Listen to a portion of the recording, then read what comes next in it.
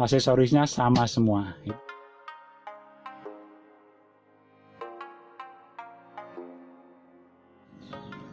Assalamualaikum warahmatullahi wabarakatuh. Semoga di hari ini kita selalu dalam kesehatan dan kebarokahan, amin.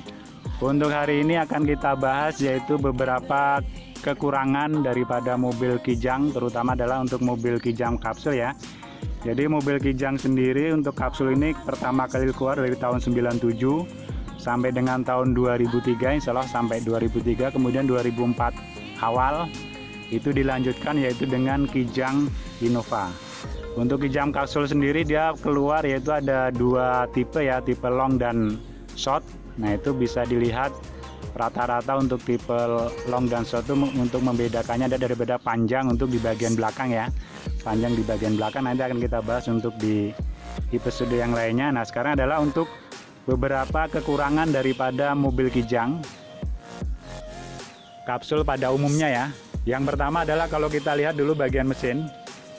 Untuk yang tipe bensin, terutama tipe bensin seperti ini, terutama untuk yang 2000 cc, walaupun dia sudah memakai injeksi ya, apalagi yang belum memakai injeksi, itu ya cukup terkenal cukup boros ya, cukup boros lah untuk konsumsi bahan bakarnya, baik itu injeksi maupun yang belum injeksi lebih boros lagi. Nah tapi ya hitungan boros itu ya tergantung daripada kemampuan kita masing-masing ya kan. Itu adalah mungkin boros dalam hal pembelian ya mungkin bisa jadi, tapi ya rata-rata sebagian orang mengatakan bahwa untuk Kijang bensin, terutama untuk tipe bensin Kijang kapsul ini adalah terkenal cukup boros.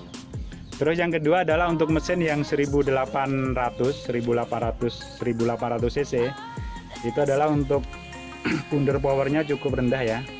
Jadi dia tidak bisa digeber secara maksimal.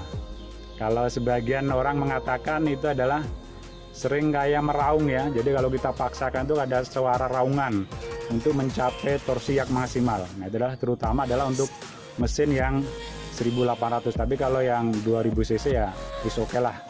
Untuk mencapai top speed itu ya cukup bagus. Tapi kalau yang 1800 ya itu ya harus istilahnya itu bertahap. Istilahnya ada raungan-raungan sehingga dia harus bisa mencapai yang cukup maksimal. Nah adalah untuk kelemahan terutama untuk di mobil mesin bensin ya.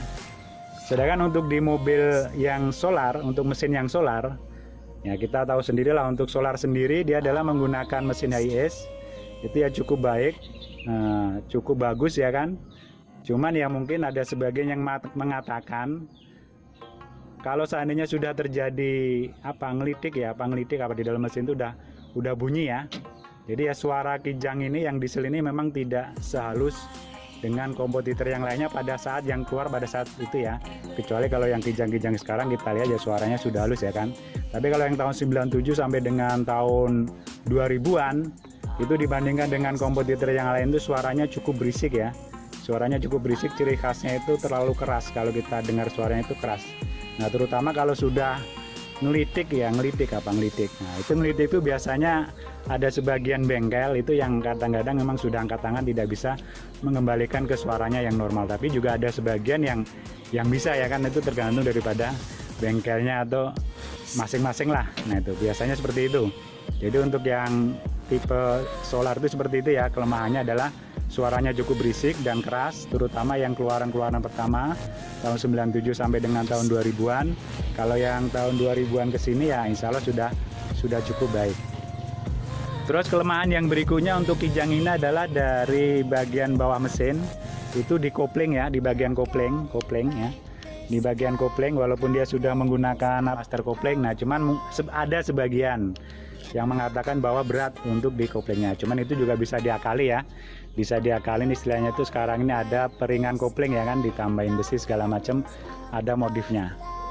Terus yang kelemahan yang berikutnya secara umum untuk Kijang ini adalah di bagian interiornya ya. Itu adalah bagian material interiornya kalau kita lihat. Nah ini masih cukup banyak plastiknya ya. Jadi cukup hampir plastik semua ya kan. Ininya juga istilahnya itu ya pada saat itu memang seperti ini ya. Nah ini pada saat itu memang seperti ini. Nah, ini untuk interiornya ya ada yang mengatakan bahwa bahannya yang digunakan ini cukup kurang bagus atau kurang mumpuni ya. Nah ini baik di depan, di bagian speedometer, dashboard, ataupun di bagian belakang ya kan, jok-joknya segala macam tuh ya kurang mumpuni ya kan. Kalau kita lihat dari besinya, tapi kalau untuk kalengnya ini tebel ya, ini cukup tebal untuk kalengnya. Ini insya Allah masih cat aslinya ya kan, gitu ya. Terus yang berikutnya untuk di bagian dalam juga ya, pada saat itu memang untuk mobil-mobil SUV seperti ini untuk fitur keselamatannya ya bukan hanya kijang saja ya, itu ya juga sama. Di sini belum ada airbag ya, baik di setir maupun di penumpang ya kan. Seat beltnya aja dia masih menggunakan 2 ya kan, di bagian depan. Sedangkan untuk di bagian tengah sendiri dia belum ada ya kan, seat beltnya belum ada ya kan.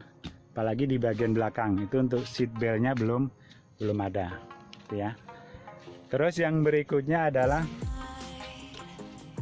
untuk kelemahan mobil kijang ini, tarikannya cukup lambat ya. Tarikan untuk di awal di bagian mesin itu juga cukup lambat, jadi dia tidak terlalu spontan ya kan, tidak terlalu spontan. Jadi tarikannya itu tidak langsung ngencut ya, walaupun dia tipe bensin itu tarikannya tidak ngencut. Nah itulah beberapa kekurangan daripada mobil kijang Kasul pada umumnya. Tapi di balik kekurangannya ini banyak kelebihannya ya kan, tergantung daripada selera dan keinginan kita untuk memiliki suatu kendaraan itu kan. Ini hanya sebagai sharing saja, mungkin bagi rekan-rekan sekalian yang ingin memilih kijang itu banyak kelebihannya dibandingkan dengan kekurangannya. Makanya kijang ini ya istilahnya itu walaupun keluaran tua, cuman ya harganya juga cukup stabil ya kan, untuk investasi bagus. Dan ini adalah salah satu mobil pencatat rekor pertama untuk penjualan sebanyak 1 juta unit. Saya rasa itu aja, mohon maaf bila kurang berkenan. Assalamualaikum warahmatullahi wabarakatuh.